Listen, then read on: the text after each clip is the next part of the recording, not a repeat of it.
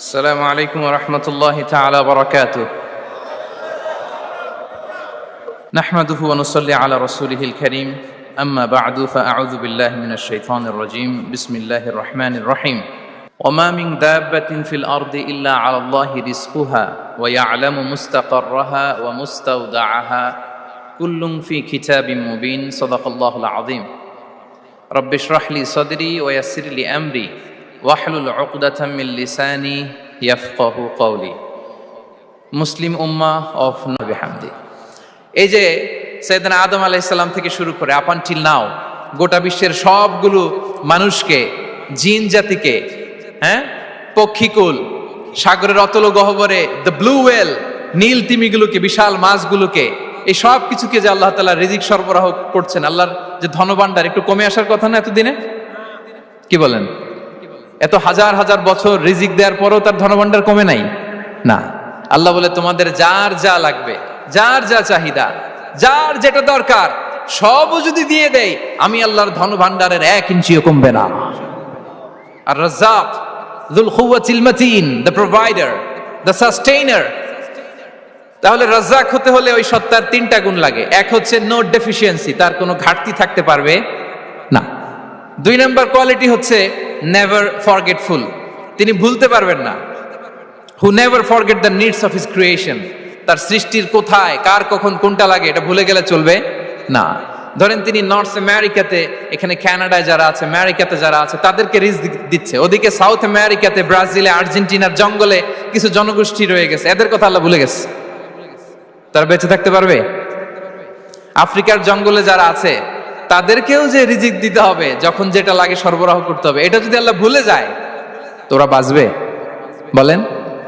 তাহলে যিনি আর রাজ্জাক, তিনি হচ্ছেন নেভার ফরগেটফুল, কখনো তার সৃষ্টির কখন কি লাগে এটা কখনো তিনি ভুলতে পারবেন না। আল্লাহ তাআলা ভুলেন না, তিনি ভুলেন না, তিনি সব খেয়াল রাখেন। যখন যার যেটা যতটুকু দরকার তখন তাকে ততটুকু যিনি দেন, তার নাম হচ্ছে রাজ্জাক। রাজ্জাক হতে গেলে যেই কোয়ালিটি লাগে, তার 3 নম্বর কোয়ালিটি হচ্ছে কম্প্যাশনেট। কম্প্যাশনেট, দয়ালু, অনেক বেশি দয়ালু। এত বেশি দয়ালু যে তার বিরোধিতা করলেও তাকে রিজিক দেয়া থেকে তিনি বঞ্চিত করেন না। His disobedience effects the risk but not stop the risk. আপনি যদি আল্লাহর অবাধ্য হন, আপনার রিজিকের বারাকা হয়তো কমে যাবে, কিন্তু রিজিক বন্ধ হবে না। যে গোটা বিশ্বে যারা অবিশ্বাসী আছে, যারা নাস্তিক আছে, যারা আল্লাহদ্রোহী আছে, তারা কি খেয়ে পরে বেঁচে নাই? বলেন, তাদেরকে কি আল্লাহ তাআলা রিজক দিচ্ছে না? এই তো সুবহানাল্লাহ। কম্প্যাশনেট, এত দয়ালু, তার যারা বিরোধী, তাকে যারা গালি দেয়, তাকে যারা বিশ্বাস করে না, তাকে যারা সেজদা দেয় না, তিনি তাদেরকেও খাওয়ায়, তিনি তাদেরকেও সুস্থ রাখে, তিনি তাদেরকেও হাত খুলে দান করে। আল্লাহু আকবার। আর রাজ্জাক, ইন্নাল্লাহা হুয়া রাজ্জাকু যুল কুওয়াতিল মাতিন। তাহলে এই 3টা গুণ থাকতে হবে রাজ্জাক হতে হলে। No deficiency, never forgetful, compassionate. এবং আল্লাহ তাআলা বলছেন, আম্মান হাযাল্লাযী ইয়ারযুকুকুম ইন আমসাকা রিজকাহ বাল লাজ্জু ফি উতুমি ওয়া নুফুর। সূরাতুল মুলক আল্লাহ বলেছেন যে তিনি যদি রিজক বন্ধ করে দেয় তাহলে এই রিজক তোমাদেরকে কে দিবে? আছে কেউ দেয়ার? সূরা মুলকের শেষ আয়াতে আল্লাহ বলেছেন যে তোমরা যে সুমিষ্ট পানি খেয়ে বেঁচে আছো, এটা যদি একেবারে জমিনের অতল গহ্বরে আমি নিয়ে যাই, কে এনে দিবে তোমাদেরকে পানি? কে এনে দিবে সুমিষ্ট পানি?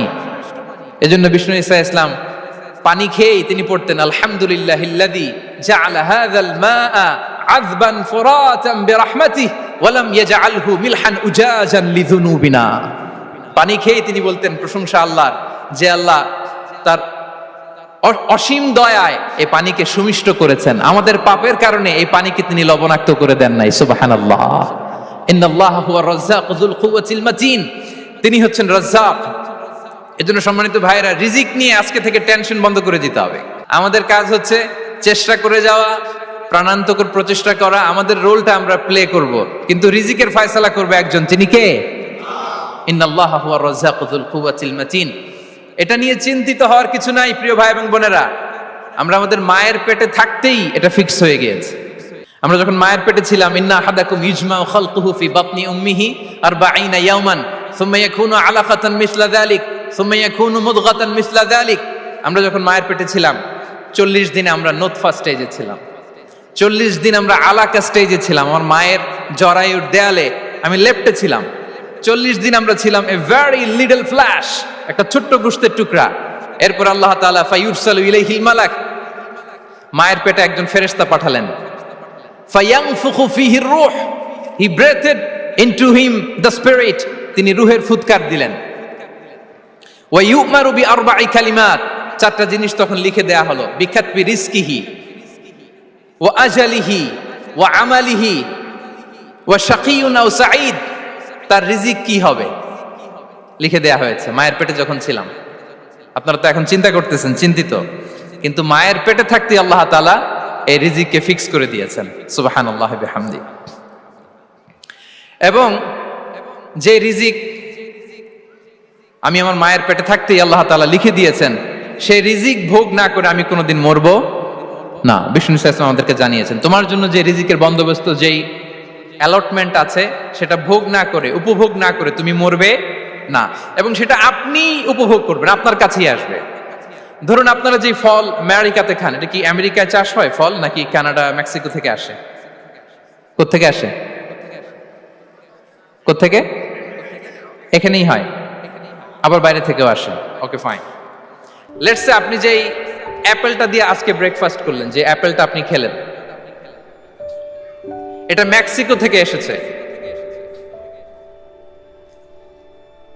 ওই অ্যাপেলটা যখন কুড়ি অবস্থায় ছিল, মুকুল অবস্থায় ছিল, তখনই ওটার মধ্যে আপনার নাম লেখা। এর মধ্যে কত পাখি এসে ওই গাছে বসেছে, কত মুকুল নষ্ট করেছে, ওইটা নষ্ট করে নাই, কারণ ওইটা আপনি খাবেন। ওইটা পুষ্ট হয়ে সুন্দর একটা ফল হয়ে ইম্পোর্টেড হয়ে এটা আমেরিকাতে আসলো, আমেরিকার বাজারে।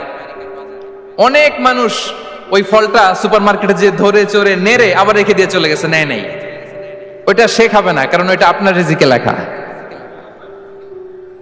ওই ফল আপনি নিয়ে আসলেন, বাসায় অনেকে অ্যাপেল খাচ্ছে, কিন্তু ওই অ্যাপেলটা খাবে না, কারণ এটা কে খাবে? সুবহানাল্লাহ পড়তে পারলেন না মজা করে? আল্লাহু আকবার।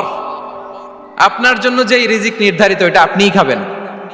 এর মধ্যে আপনি মরে যেতে পারতেন, বাসা থেকে অন্য কোথাও চলে যেতে পারতেন, কিন্তু না, মরবেনও না, অন্য কোথাও যাবেনও না ওইটা খাওয়ার আগে।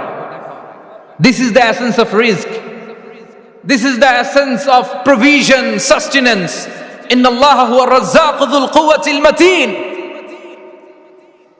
মায়ের পেটে থাকতে নির্ধারিত, ওই ফল কেউ টাচ করবে না up until you try it. This is rizq. এই কথাটাই বিষ্ণু ঈসা ইসলাম খুব সুন্দর করে বলেছেন, লা তামুতু নাফসুন হাত্তা তাস্তাকমিলা রিজকাহা। অন্য বর্ণনায় এসেছে লা তামুতু নাফসুন হাত্তা তাস্তাউফিয়া রিজকাহা। মানুষের জন্য যে রিজিকের বরাদ্দ, সেটা উপভোগ না করে, সেটা না খেয়ে ওই মানুষ এই দুনিয়া থেকে বিদায় নিতে পারে না।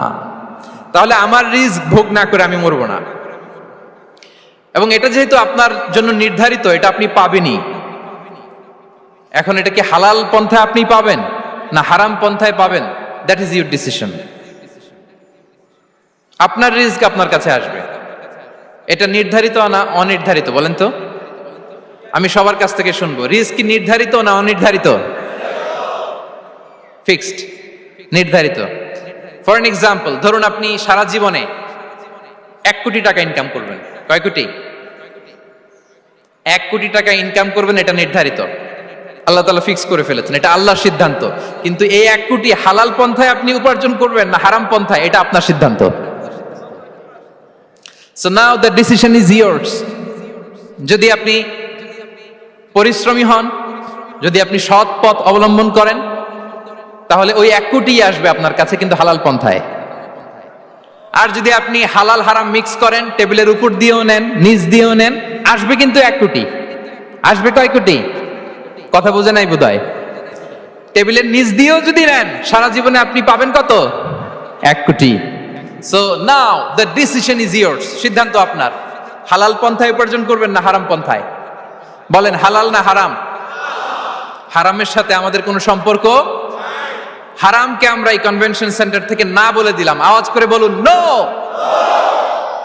হারামের সাথে আমাদের কোনো সম্পর্ক? আল্লাহ তাআলার দেয়া বরাদ্দ রিস্ক আমরা হালাল পন্থায় উপার্জন করবো ইনশাআল্লাহ বলেন। তাহলে মায়ের পেট থেকে নির্ধারিত হয়ে গেল, আমারটা আমি পেলাম, হালাল ভাবে আমি নিব। আরেকটা জিনিস মনে রাখতে হবে যে কেউ কারো রিজিকে